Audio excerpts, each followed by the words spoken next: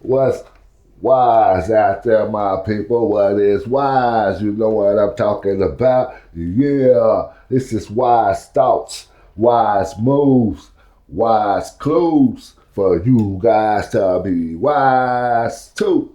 Yeah, and I'm the wise guy who once was that fool. You can introduce yourself.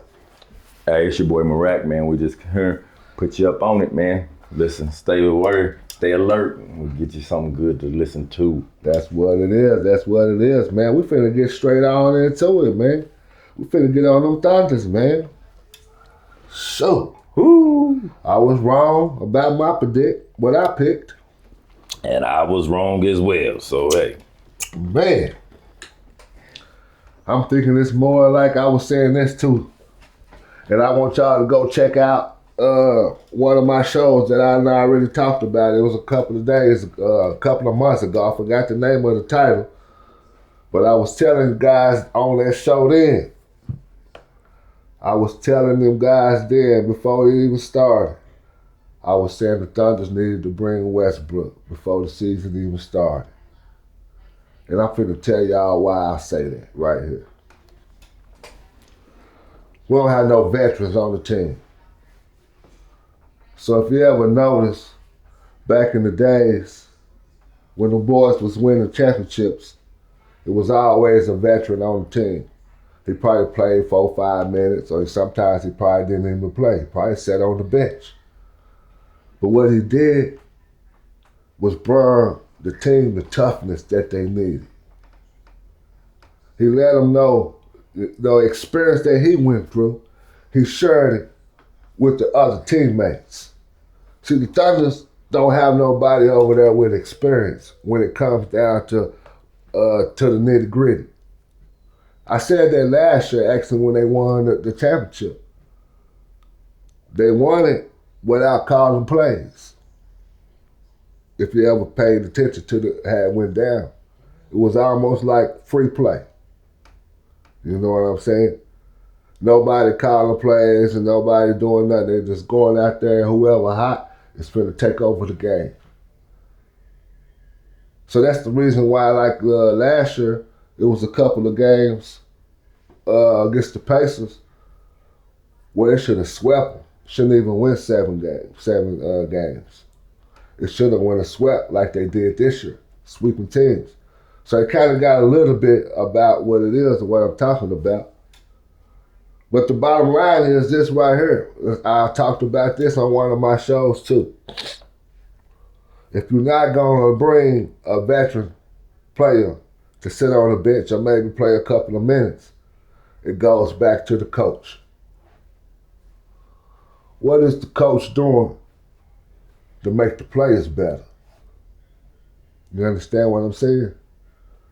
In the off season, what is the coach asking the players to do to get better? So it goes back to this right here. Number 7. I don't even want to say his name. I'm just going to say number 7. He froze up on us in the playoff.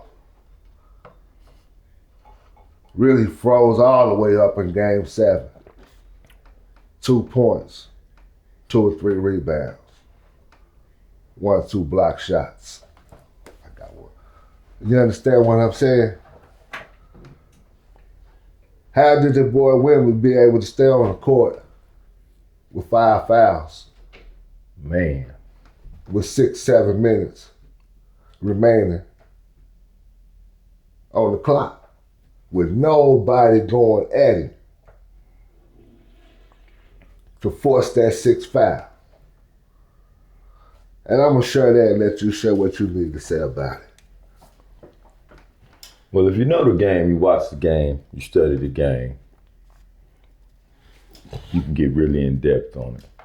From a casual fan that just watch the games from a casual stance, you can make all these different excuses about who didn't play and all these type of things. But at the end of the day, they all professionals, right? That's right. When you're a professional, you're getting paid to do your job. we had professionals that was getting paid to do their job that didn't do their job. So at the end of it, you gotta revamp some things. And like you said, you should be preparing in the off season. But when you get that far as a defending champion, and you at home, there should be no excuses. There should be no letdown. You know, there should be no person that made second or third team All NBA letting your team down. There should not be a 7-foot guy that has 2 rebounds in an NBA game and you start and play a lot of minutes. That's just, those things are, but he's not the only person. No, he's not. You know what I'm saying? That's why I say I blame the coach more than I blame the players. But at the end, because he's the one supposed to have, when he see what's going on out there, it's up to him. If we would have changed the format, played the right way from the giddy up though, we wouldn't have made it to Game 7. You know what I'm saying? Because those are some of the things that I think got us there, is that we didn't do things that we should have done. You know, now it's OKC. You know, till I DIE, baby, we still riding with our thunder. Sure. We still riding. We ride till we die. You know, do you bring back this same team? Do you change anything? I think, you know, we can win championships with this same roster. You don't have to change anything. But that's not the nature of the game. Guys are going to want to get paid. Guys are going to want to get minutes. There's things that's going to change. Right. But we still have a core that can win. We just need to go, maybe we need to go see some monks. Right. You know what I'm saying, man? We need to go see some monks. That's or something. Or they need to stop, like I said, bring somebody over there with some experience. Yeah, whether it's assistant coach or it's a man that's on the bench speaking about what he need to speak about. Like Haslam used to be for because there ain't no way. It's almost like this. Check me out what I'm finna say like this, right? See, we grew up watching Kareem Abdul-Jabbar, Tom Ball, and all the Twin Towers in San Antonio. Yeah, so Patrick Ewing. Patrick Ewing. I ain't gonna say all the names because I might miss some, so I'm just gonna say that. You know, but we grew up watching that, right? And we also grew up watching legend coaches coach the game. Right. You understand what I'm saying? Yeah. So it's almost like this, right? When you have a star player like Wemby, right? Why not create some plays to go at him, to get him in foul trouble every game? Right. You should be. Well, you got to have somebody. Don't they ball that to the coach? You got to have somebody in there you feel can do that too. We had him. Maybe he had a confidence in him. We had him. You know what I mean? I think, because them boys, man, I ain't going to say scared, but tentative. You know what I mean? They was tentative to his length, his size, stuff like that. You know, they was very aware of him, his presence. He made his presence felt. And you should. Right. You know what I'm saying? Now, as you know what I'm saying, as a man first, before anything, they got to go out there and match presence, match energy. Right. You know what I'm saying? And you know, they let that affect them mentally, psychologically. Exactly. Man, you can't do that. You know what I mean? But hey. And almost like this. This is what I'm trying to share with you. Like, I heard Reggie Miller say this. They're not looking to make the bucket. They're going passing the ball out. See, it goes back to what I'm trying to share about foul trouble, right? It's almost like this. The way the man play, his defense, he always liked to block shots. Right. I ain't see nobody up and under, no pump fakes, no not nothing. Even just that. So now check me out. Now check SG going to the goal. He did this a couple of times, so you'll know what I'm talking about. In every game he did this. Going to the goal, seeing that 7-foot tall dude standing right there. Instead of going up on him, he dishing it out. Right. So now check me out what I'm finna get ready to say. Because we played basketball. You know what I'm saying? So we had to play physical ball too, because it was actually some people playing football with us. Boy. You understand where I'm coming from? 100%. So now, check me out what I'm finna get ready to say. So now it's almost like this. SG going to the goal. You see that 7-foot tall dude standing right there in front of him, right? Don't go in there and look for the bucket. You know he finna swap. You know he finna try to foul, right? Mm-hmm. Go in there. If he's swapping his hand, go in there and get the foul. Don't worry about the bucket. Right. Get the man in foul trouble. Yeah, you gotta. So it's plenty of times that you see him go cutting to the goal. Right when they see him, they want to dish it out.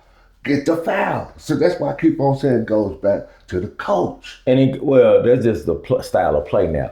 When we was younger watching NBA games, the style of play was, I'm going to attack the rim and I'm trying to get to the line. That's right. They trying to get to the line off shooting jumpers. That's the crazy. You can't get, you know what I'm saying? They falling down and stuff when somebody touch them on a jump shot. That's right. Somebody foul you on a jump shot back in the day, you wasn't really getting to the line like that. And that's true. To get to the line when all the guys, you got to think when them guys in the 80s and 90s, even early 2000s, you had to go in there and you had to actually go and make that contact and create the contact to get to the line.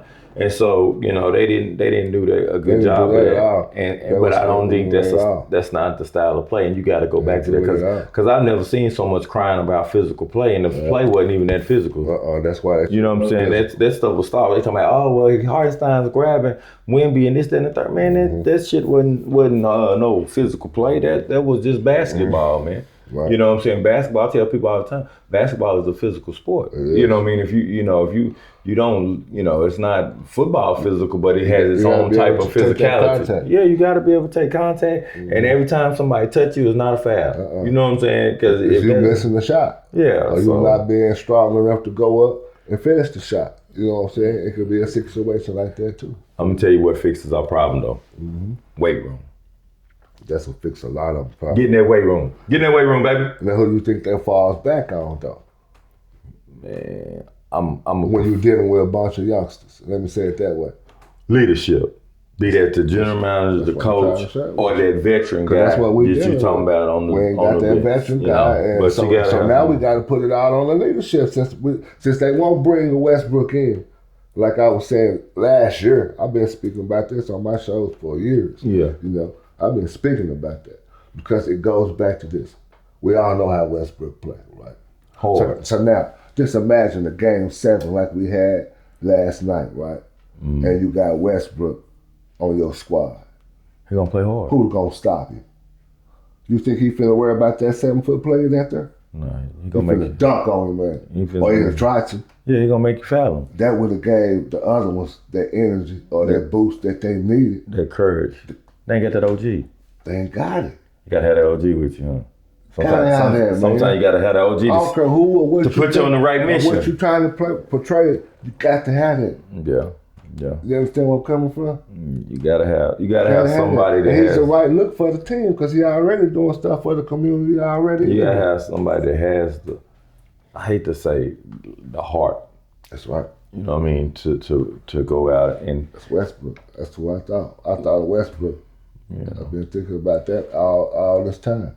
You know what I'm coming from? We gonna, like I said, I think I wouldn't go get nobody if they'll go pick up Westbrook right this offseason and give him a year deal, $6 million. I say $7 million off the bench. You have to agree to that. You have to agree to $7 million off the bench. He don't even have to be $7 million. Play him 12 minutes a game. Right. That's why I say that's why I say $7 million because that's 4 minutes a quarter. That's where your minutes come in on $7 3 million. minutes a quarter. So, and then if you're playing really well, we might extend your minutes. Exactly. 3 minutes a quarter. So if he agree to that and bring him in and keep everybody, I wouldn't get rid of nobody. And keep everybody we got, I guarantee a championship. Not just 1 year, as long as he stay there. Well, you have to develop somebody else for that role because he's getting older. You know what I'm saying? But I think we don't need him for number 2-3 minutes. Yeah. And then once we get him for that 2-3 minutes, once he show that dog, we ain't gonna need him no more after that because he's gonna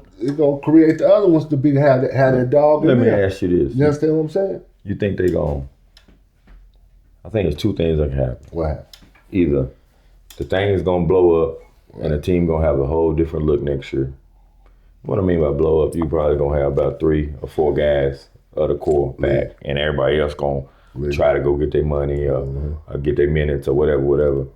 Or do you think that they make one pivotal move and go back and try to chase it again? What you think? My answer is again, if it was me, I would go pick up Westbrook and keep the team and run at it again. Yeah, I mean, but the guys got to buy into it as well. They go Westbrook. You think they gonna buy into it? Oh, Because they are friends. Some of them dudes taking pay cuts. Yeah, they are friends. They are friends. You know, when you're young like that, and I don't think the team that we got ain't like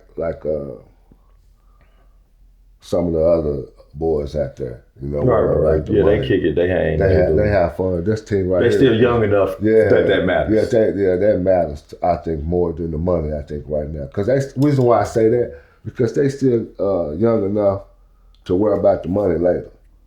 Yeah. So just imagine now if they stay together. Your window and get the cut. And getting your money is usually your second contract. You get your biggest contract usually. Yeah, that's why I So some of them guys is getting ready to be on that. And then you look at it like a Dort, Hartenstein. They kind of took pay cuts this year to play for the Thunder. And they need to take another pay cut, because if you got to look at it. They can go get some money though. I know, but you got to look at this.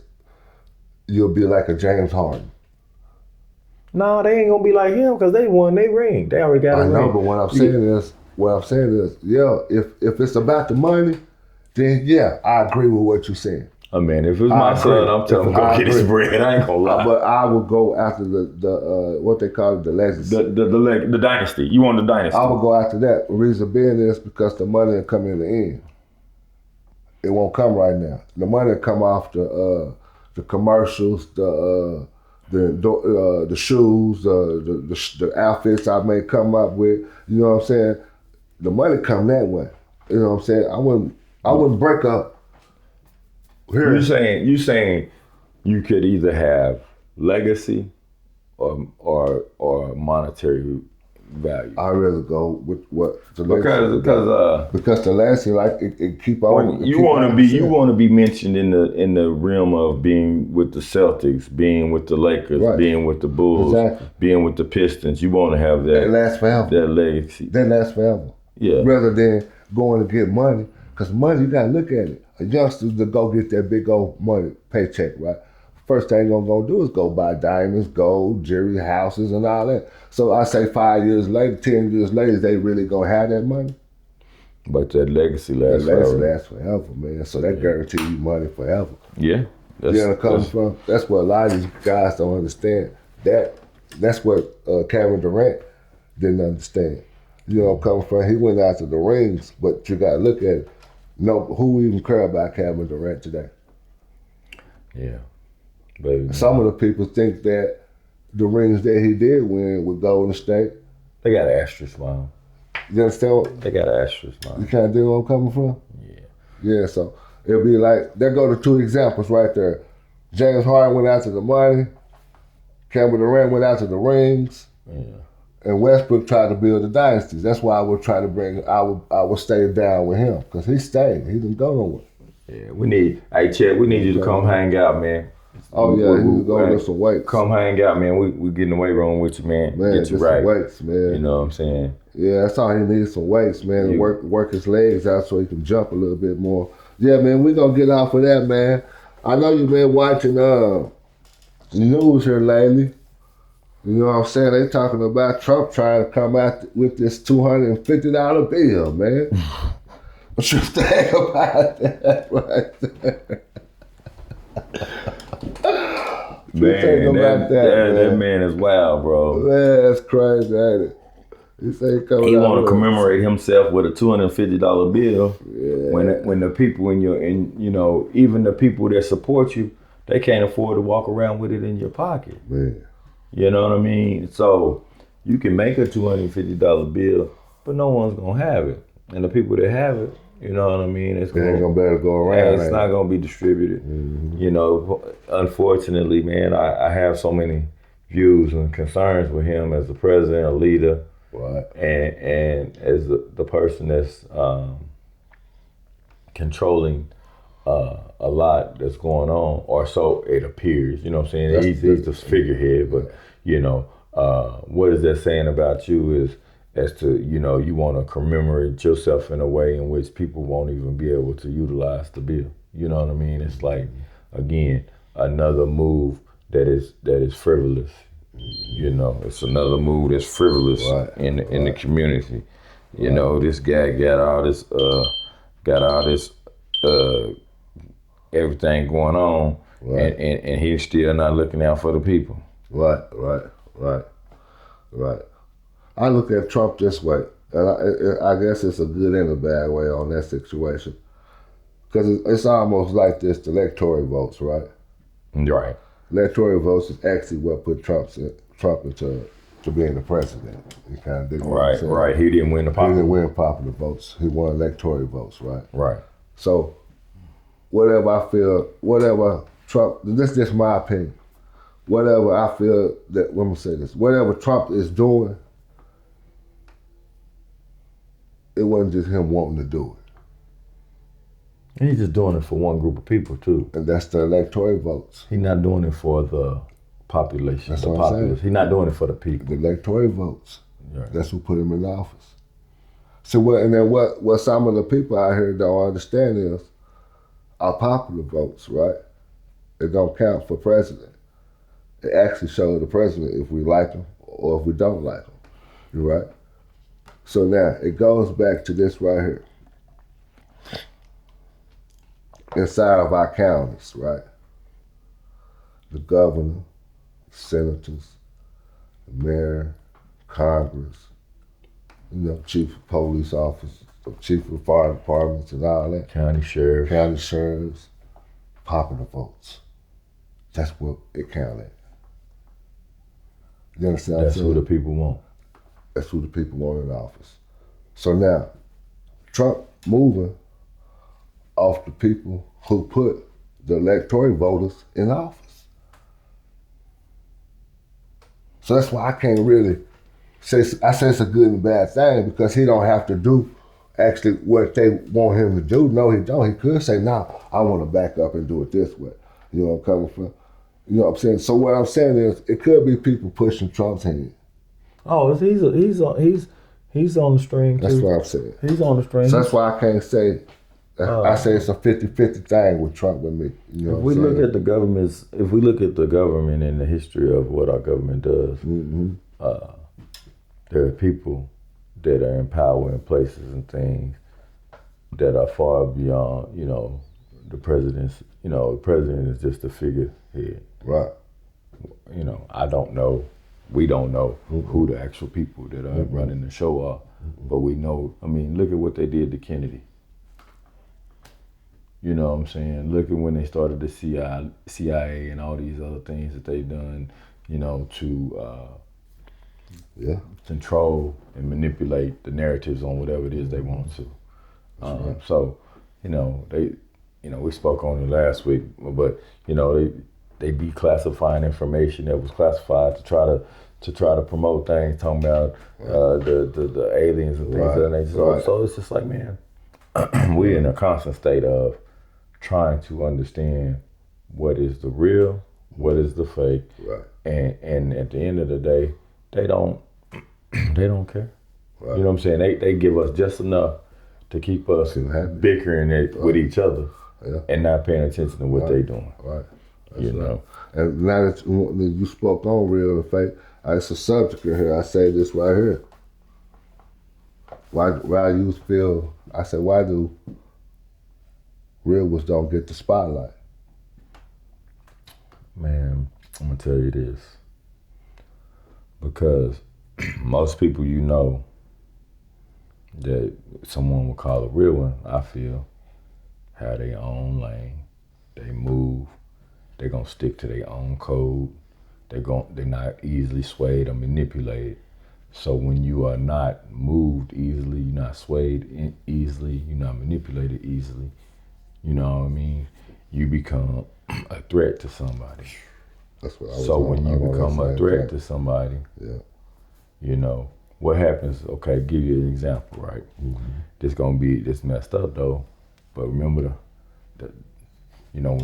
when you get your chunking pretty good and stuff, you get a reputation. Exactly. That guy with that reputation is usually a couple, 2 or 3 guys want to come and take on their guy. They don't want to do the one-on-one. So that's kind of the same thing with someone that's a leader or whatever. It's like usually they get a group of people that goes against them, is pitted against them, and now you fighting a bigger entity. You know what I'm saying? You fighting everybody. You know, because what I do know about people that's in leadership roles or are natural leaders and stuff, usually decent people.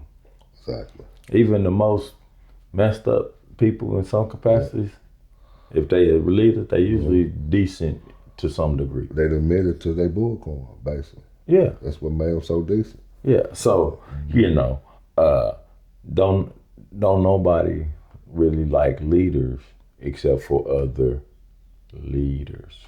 Right. You know what I'm saying? It's like we've been developed and we've been put in a position where in this country we are all groomed into being followers.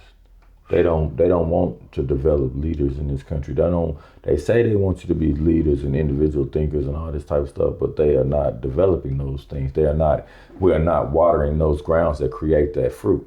You know what I'm saying? The fruit the things that are being watered are things that create followers, people that are rule abiders and going to stay in line with the program, whatever that program may be.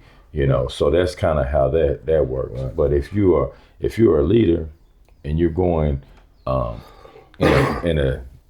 in your own direction and stuff, they identify that and they try to, you know, they send bullshit your way to try to throw you off track. That's how it goes. Yeah, it's almost like I was gonna say, give an example about let's say Huey Newton. Right. I feel that's a real one. You know where I'm coming from? Right.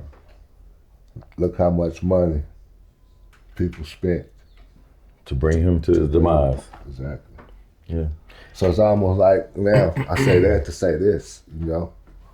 All these, you know, when we was young, listening to all this rap music we was listening to, you know, these guys on the microphone speaking of how they real and all this and all that now, you know, but when we was young, we didn't know. But now, as we got older, well, I'm gonna say me, as I got older, you know where I'm coming from, I didn't realize most of those that's on the microphone with these, you know, I ain't saying they fake or nothing like that. I'm just saying that real ones don't get the spotlight. They telling the story of another person. That's right. They not really telling their own story. They the news reporter. They not making the news. They reporting the news. Let me ask you this, right?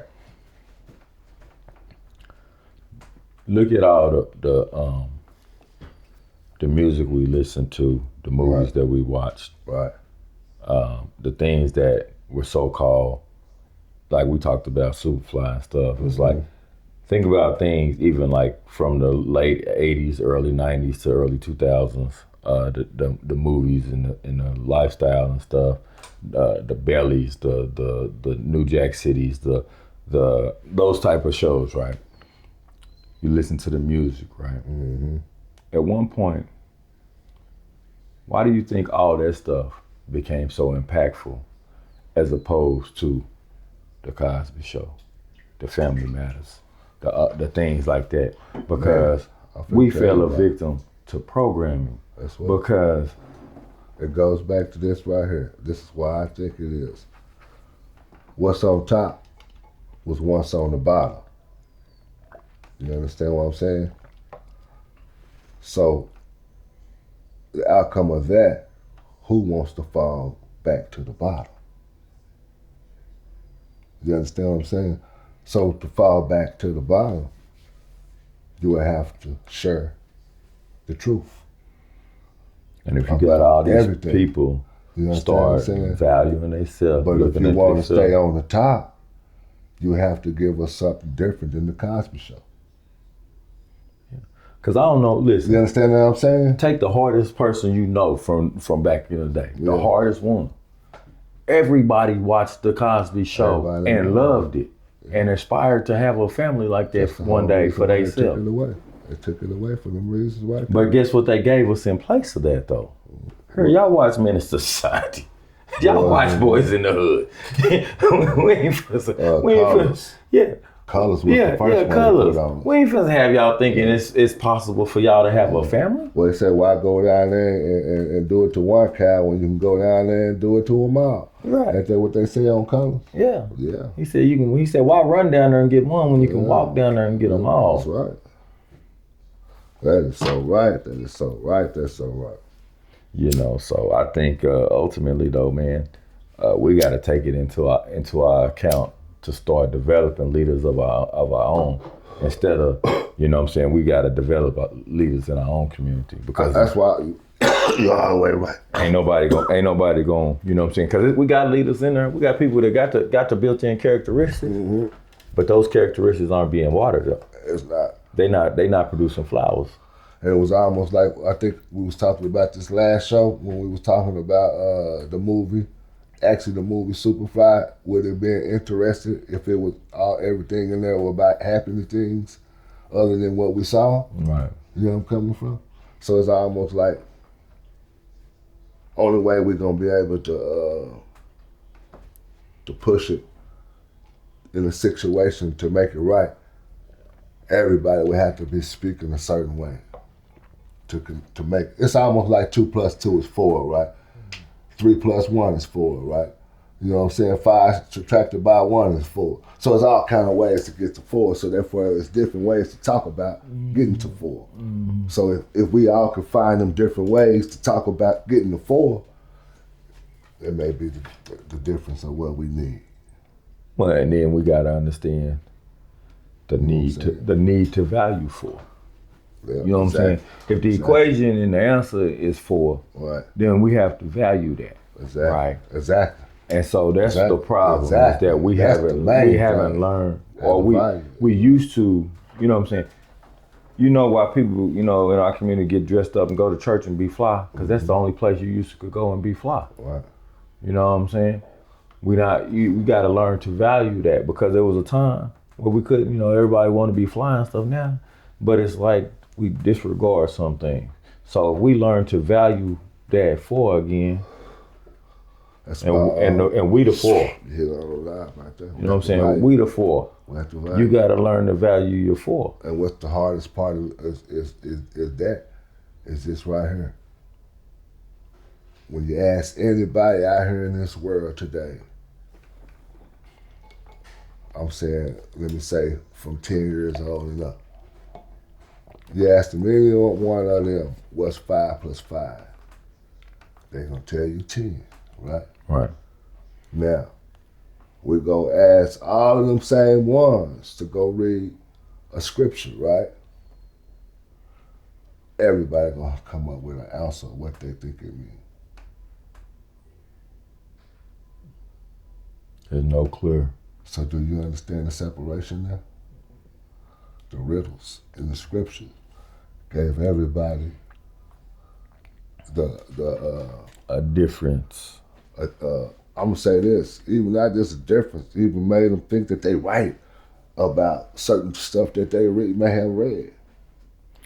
It's almost like this right here. Take me to read, to leave a proverb, right? I leave a proverb, you know where I'm coming from?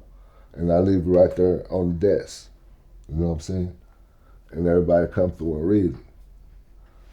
Those who don't ever ask me any questions about it, gonna come up with their own meaning. Those who took the time out to ask me what did I mean by that, it's gonna get the answer. Right. The scriptures, nobody here to ask them what do they mean. And then you understand what I'm saying? 100%. But then let's go back to this. Who translated it? Who what, you know, I mean, language was so different and all that. I mean, that's right, you know, that you know, we can manipulate words into making them say whatever we want to. That's why. If I manipulate words, I manipulate men, because we seduced by words easily. That's why the dictionary had one word with 20 different meanings to it. Yeah, so we can seduce you with them. Man, it's cold, man. We're gonna get off of that, man. We're gonna get on this. Oh, Ray J, I know you saw Ray J get knocked out now. I know you saw Ray J get knocked out standing up. Oh, golly. Boy, I seen that right there. He said, man, you did us wrong. That wasn't on the contract. Hey, did you see that? Did you see that knot on that man's head? That was like hey, yeah, that Easter egg. yeah, the Easter egg up there, boy. They had me wrong. They said that wasn't in the contract. We ain't supposed to went this way, man. You done messed up the contract now. I was like, everybody asking, what was in the contract then? Ray J crazy. Ray J is burnt. You know what I'm saying? What I'm finding out too, though, man, a lot of them boys, man, that talk that tough stuff can't really fight, man. Hey, look, and don't want to take their whooping. That's crazy. Like Ray J, he been whooping all and it finally caught up to him. Finally got a chance to see if he can really fight. Oh man, we do the answer to that, you know what I'm saying? That's crazy right there. That knot on that boy's head swelled up so quick. That is crazy right there, man. This ain't in the contract. That's what in the contract. The fix was in, Ray J. Man. Y'all played me on this one. I didn't get to get what I supposed to got now. Now if I know Ray J, the lawsuit is shortly coming. The lawsuit is on his way, man. If I know Ray J, the lawsuit is on his way, man. Oh man, yeah, man. We're gonna get off of that though, man. We're gonna get on this right here. I was sitting back checking out some stuff and on the History Channel, right? I was seeing how some tribes didn't worship a god; they worship a cow. Mm-hmm. You know where I'm coming from? I was like, dang, how did that happen? You know, so I started looking off into it. I'm like, dang, okay. What do all the cow produce? Produce food, yeah. Milk. Clothes. Fertilizer. That's almost everything you need to survive. Yeah. You know where I'm coming from? So what you think about that? Well, hell. People worship things nowadays that are far less than that. Yeah. I mean, because what makes somebody worship something? Yeah, that's true. I think it has to be lost. What you think about that? What makes somebody worship something, though, G? I think they have to be a loss. That's what I'm saying. That's what I think it's you worship something based on the context of you gonna get something in return for your worship. So, exactly. So somebody worshiping a cow. Yeah.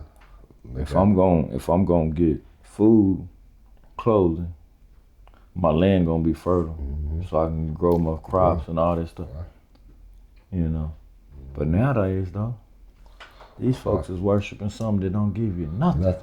Nothing. I mean, I don't understand how these youngsters are doing it. Yeah. You know. So it actually showed why it was so many different books that was written too now. You know. Yeah, you know, to me that's how I looked at it now. How it was so many different books about what and this and this and that. And how one could take it and put it into words with different meanings. Well, you gotta look at it. You know, how many different religions and whatnot, right? They said it was over 1,000, didn't it? Something like that. And what do each of them promise you? They all promising you something, right? That's what they say. Yeah. But what is it that we, base our, what is it? Religion, the word religion really means way of life. That's right. And your way of life is passed down from your people, right? Right. So you go back 1,000 years. We not doing this what we doing today. Man, you just gave me this just popped in my head. So it's almost like this, right? What if you supposed to. Now, I know that we do, so I'm just saying, not us. What if the mission was to worship your parents? And I say that to say this, right? They done been through everything we doing right now today. If you look at it right, You know it say that right in the Bible though. Honor their mother and father. Your days will be long. Because what's the first thing a human wants? So now it goes back. You want a long life, right? So you can experience everything you're supposed to. And then it say for the Lord too, though, right? Yeah. So now it goes back to that. After it say that, it tells you that, right? So at the same time, it's still throwing you off of what's important. You know what I'm talking about? So now, do you see now how, this is just my opinion. Let me say that for nobody won't get mad at me. This is just my opinion right here now. I'm going to say even me growing up. I'm going to even put me out there because I grew up not listening, doing what I wanted to do too. So I didn't really worship my parents the way I should have. Let me say that, first of all. Sometimes before I say anybody else, you know what I'm saying? Before I say anything, let me say it that way. You know, coming from it now. Let me say this. Now I understand why it's so crazy out here today. Because some of these kids feel just because their mother is not there doing certain things in their life, or their father is not there doing certain things in their life, they feel they don't have to listen to them. You know where I'm coming from? And I say that to say this.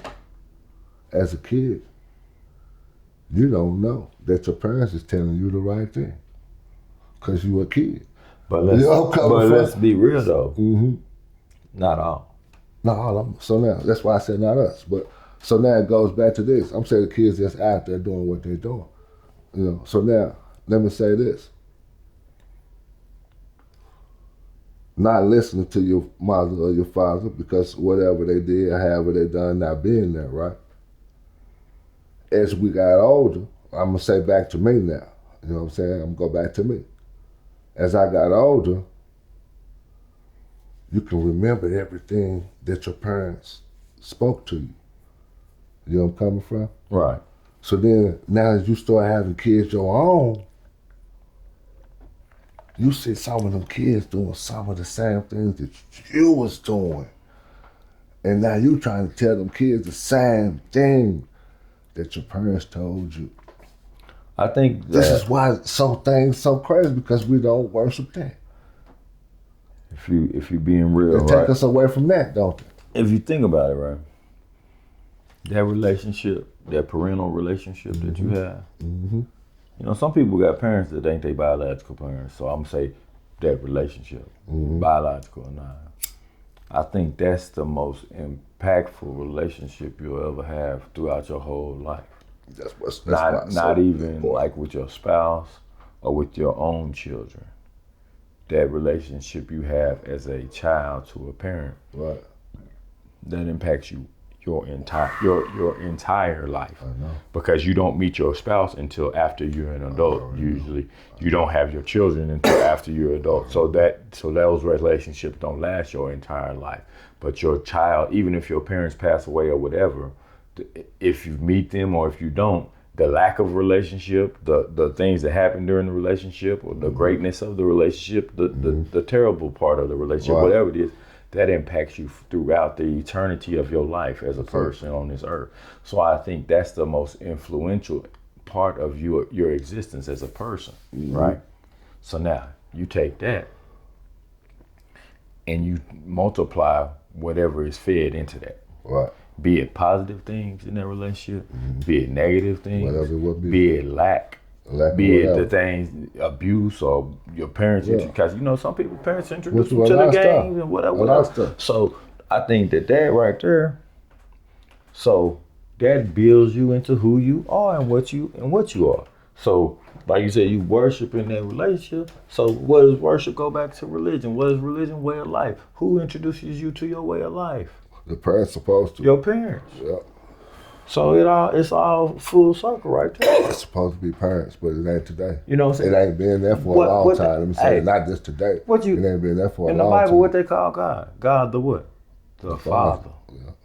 So that's all I was in my walk, in my faith. Mm-hmm. I look at what I do is a father-parent. I mean, a parent-son relationship, because that's God the Father. Mm-hmm. You know what I'm saying? So then that's the relationship we're supposed to implement with our own seeds. Our own kids, yeah. Right. As we can't do it to that extent, but we trying. Because if we're fighting against $1 billion industry. Yeah, because you're not interested anything you trying to do is empower yours, right? Mm-hmm. There's only one person that a man wants to be better than him. That's his own son, right? That's it. Every time, all day, every day. Please be better than me. But the way it's put out there, I'm gonna say the obstacle that's put out there, you know where I'm coming from? It goes back to what I said earlier, the kids today, they don't look at their parents. It's almost like this too. Let's say this, right? Let's say the lack and the negative that one saw. Because the positive, you're going to come out to be positive anyway. Right. You know where I'm coming from. So let's say the lack and the negative that a kid may see or saw. Let's say that, right? Okay. As a kid, seeing that, they're still supposed to teach them today what not and what they should want to do different instead of what they seeing. Right. You understand where I'm coming from? So you said it's negative, right? That's what I say. I agree with you. Mm-hmm. What's the root of negative? Mm-hmm. It's the NEG, the neg. Mm-hmm. So neglect is the biggest thing that creates the negative within children. Mm-hmm. Because when parents neglect their children, they create negative energy, negative impacts in their child. And that child can become a negative person, and not even to his own doing, but because of the neglect. Because if you look at people, the ones that was being fed, and I ain't talking about monetary, I ain't talking about food or nothing like that. I'm just talking about the presence of your parents being there. I mean, and that shit, they might have been at work or whatever, but you knew why they was at work was to take care of you or whatever. Mm-hmm. Those people look at things a little bit different than the people that was neglected by their parents, whose parents was allowing them to be abused or missing meals or whatever. What's the root cause of their anguish? Right. Because your parent can either be your salvation, your savior, or can be lead you to your demise. Right. You know what I'm saying? A woman just got arrested for trying to sell her 6 or 7, 8 month old baby to somebody online for sex and all this old type of stuff. So, you know what I'm saying? Parents ain't all, parents is evil and crazy so as well. I'm glad you spoke on neglect, because it's a situation, and I'm gonna speak about myself on a situation right now today. You know, I'm coming from my girls that I haven't seen in probably 3 years right now, going on probably 4, right? It ain't that I don't want to see them. Right. It ain't that I'm not doing whatever I can to want to see them, right? Mm-hmm. But in their eyes, what they seeing for 4 years is neglect, right? Yeah, but when they get older, where I'm coming from? But when they get older, guess who they gonna see was really neglecting them? Mm-hmm. The person that's keeping them from right, it. Yeah. Because see, somebody can only pull the wool over our eyes for so long. Right. And then the truth. That's one good thing about truth, boy. Yeah, truth sets you free, dog. Well, it can't be diminished. It can't be hidden. Right. You know what I mean? Eventually, the real comes out. Mm-hmm. Then it's up to us to either acknowledge it or to ignore it. You know what I'm saying? Right. But the choice is given to you. Once you get this, you know what I'm saying? And then once you make your decision, then you go on with life. That's right. You know what I mean? Right. But at some point, the truth will be offered to them. And when the truth will be offered to them, then they get to make the choice for their own self. That's right. You know what I mean? So it may be being fed that you are being neglectful towards them. Right. But the person these women, they want money and all this stuff over a relationship because a relationship is more valuable than any dollar you can have. Mm-hmm. Because of you know what I'm saying? Because guess what? As a grown person, I got to pay for my own place to stay, my own heat, my own lights, my own transportation, all that. That's my responsibility as a grown person. Right. So whether I got a kid with me, I don't. I'm still gonna have to make all those things responsible. Right. You know what I mean? So monetarily, you know, I understand. Yes, people need help and all this type of stuff, but them laws is messed up. But don't create neglect based on greed, because that's what our women are being taught. Right, greed. And it's been put in their mind by the system. Yeah. Back when they started. You take the father out of a what household. they do when they gave welfare back in the 30s, when they gave welfare, what they say? The father out the household. Y'all kick these men out the house, and we'll give you this flour and this sugar and this butter. You can stay here. You just can't have no man in here. Don't have no. That's where neglect started right there. Yeah, and that's what the. We don't want no leadership. We don't want no man in this house. You know, so. Yeah. But yeah, man, I think that true too. You know, just as a person could worship a cow, a person could worship a parent or whatever, because you're going to worship whatever is giving you provision. You better have some type of faith in something. Yeah, whatever's giving you provision. You're gonna be lost. Because even the people that say I'm atheist, right? They supposedly don't believe in nothing. Right. You believe in that. Yeah. You know what I'm saying? So you believing in something. Right. And that word was something that they made up too. Yeah. Because I don't believe in what they put on me. You know what I'm saying? I believe in family. Right. And you know, that's what I say. You know where I'm coming from on my situation. Good or bad. You know where I'm coming from? That's how I look at it on that. But I don't believe in what they put on me, because what they put on me is proof that it was. You know, it is what it is. I ain't gonna go too deep off into it. I can't beat you into loving me. That's all I'm saying. That's it. That's what I'm saying. Family. That's it.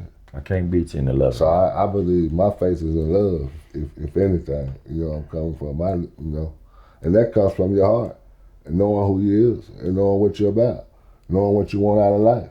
You know where I'm coming from, like that. You got to know. Because I told people this a long time ago. It's better to breathe in fresh air than pollution. Right. You know where I'm coming from? And I'm going to break that down, what I mean by that. Fresh air, it's like this. You could be out here in this world, living in an apartment, house, whatever it may be. And the only thing you're able to do is take care of that and nothing else. You know where I'm coming from? Right. Or you can go out here and try to do something different and end up breathing in pollution. And what I mean by that is this right here, being locked up, breathing in everybody's odor. You understand what I'm saying? So my question today, before we get out of here to you, is this. Who is the fool? The leader or the follower?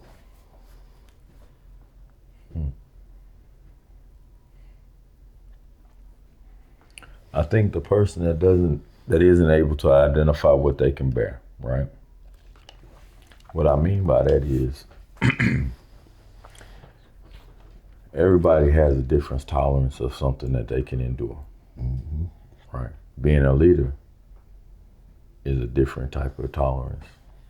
Being a follower is a different type of tolerance. Right. Neither are easy per se, just different, right? One, the pain is associated on the front end. One, the pain is associated on the back end, right? But still, usually endure some pain, right? Because as a follower, I don't know you leading me into my demise. Right.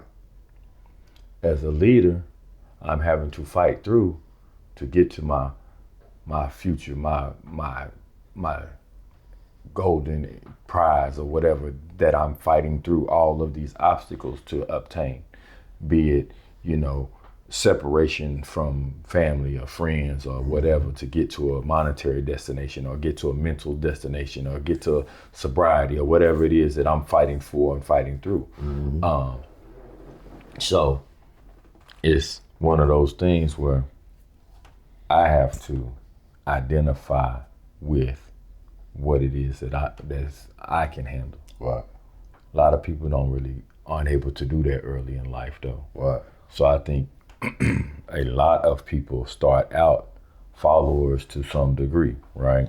Right. And then you get to a point in life where you have a moment where you have to make that decision. Am I going to continue to be a follower, or am I going to step out here and be a leader and go down my own path, right? Most leaders walk in isolation. You know what I'm saying? Most followers, even though they got a leader of the followers, are usually in groups, you know what I mean? Or feel more comfortable in groups and stuff like that. So I just think that it's pain associated with both, right? Both could be considered the food, right? But it depends on what you call foolish. Because, you know, our world is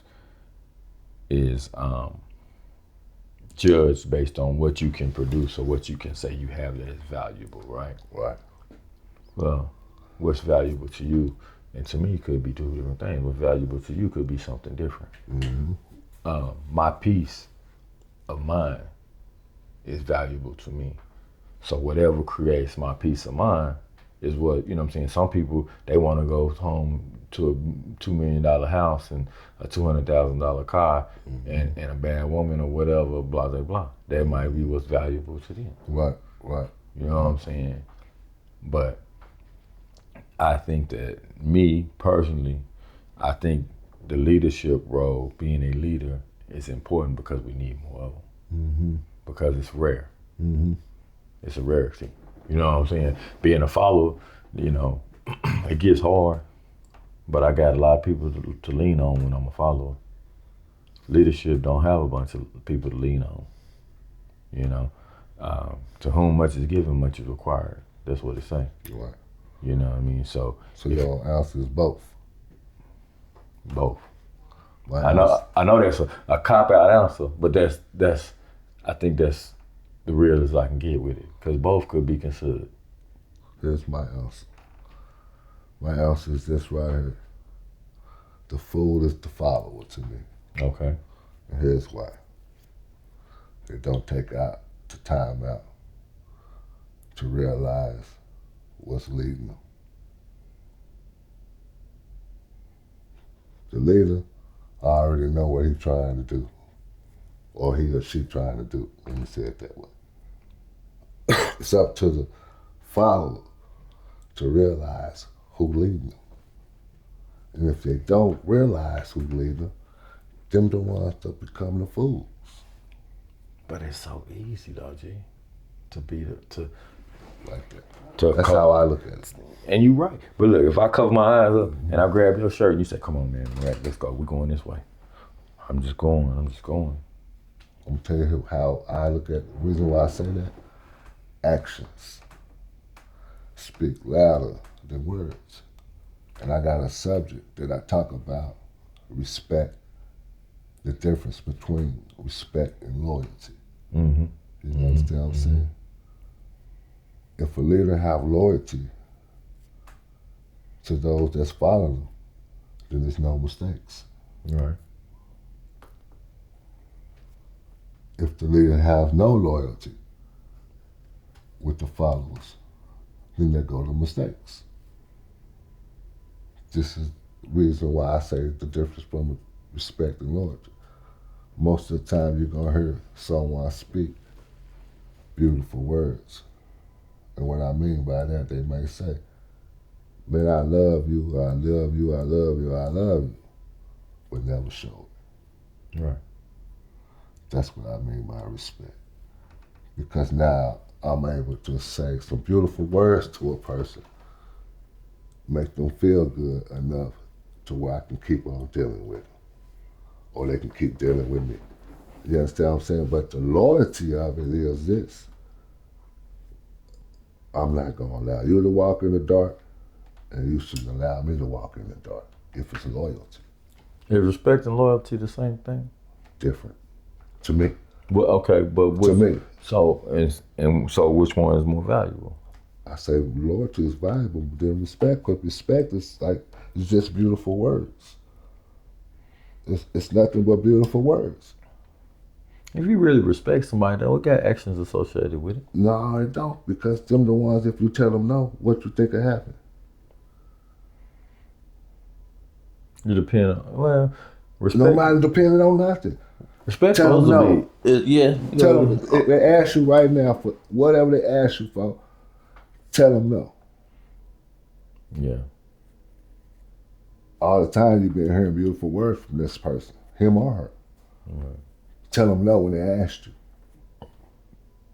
That shows no loyalty, because now it goes to show now you're not looking at what I'm going through, the reason why I told you no.